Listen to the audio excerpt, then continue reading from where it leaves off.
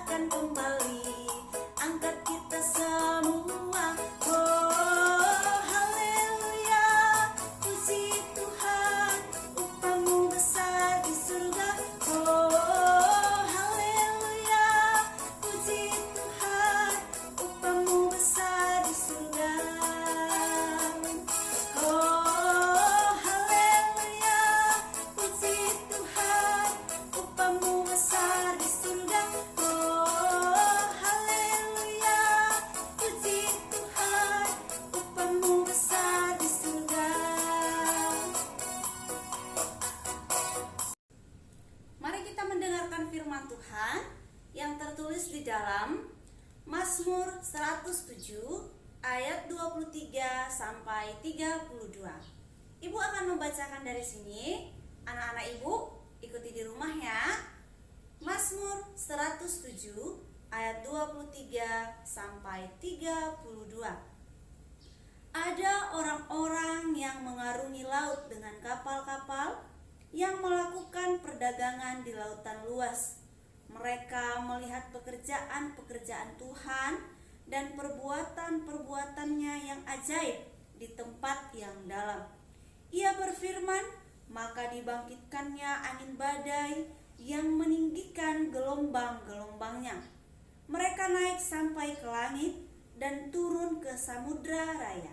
Jiwa mereka hancur karena celaka. Mereka pusing dan terhuyung-huyung seperti orang mabuk dan kehilangan akal.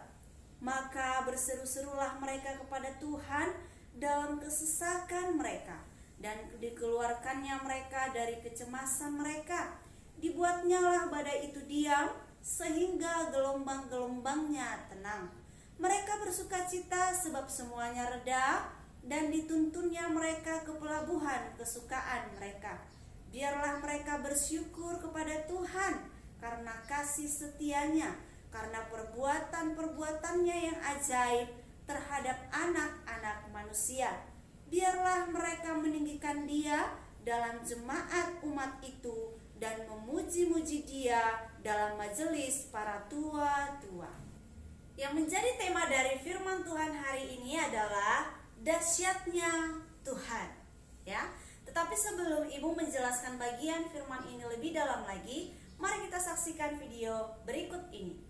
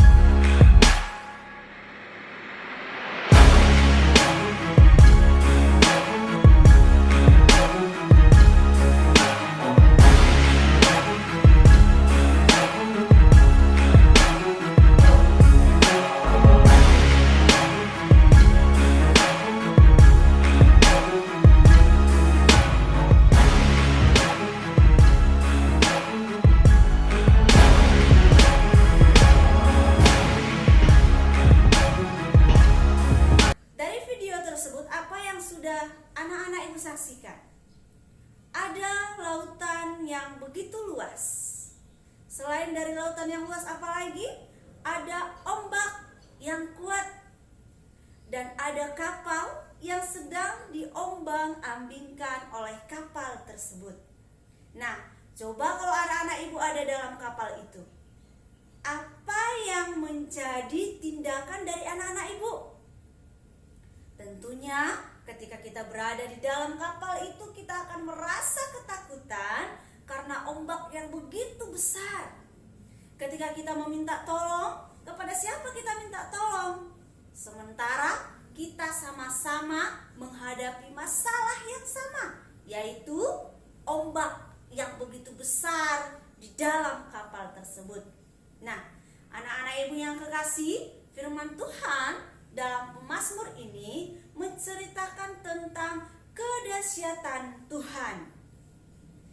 Nah, di dalam firman dikatakan ada orang yang sedang melakukan pekerjaan di laut.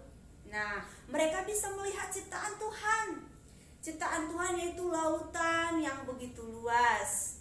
Di dalam laut tidak ada orang yang bisa bertahan hidup lama. Sekalipun ia adalah seorang yang pintar untuk berenang, sekalipun dia adalah seorang nelayan yang sudah sering ke laut, terbiasa ke laut, tetapi tidak ada manusia yang bisa hidup bertahan di lautan yang luas.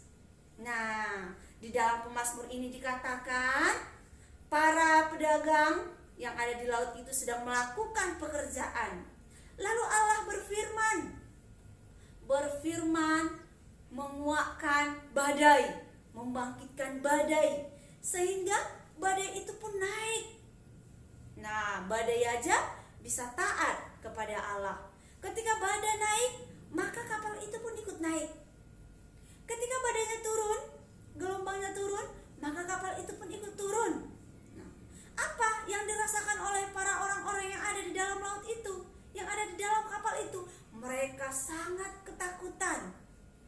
Akhirnya mereka berseru-seru kepada Tuhan.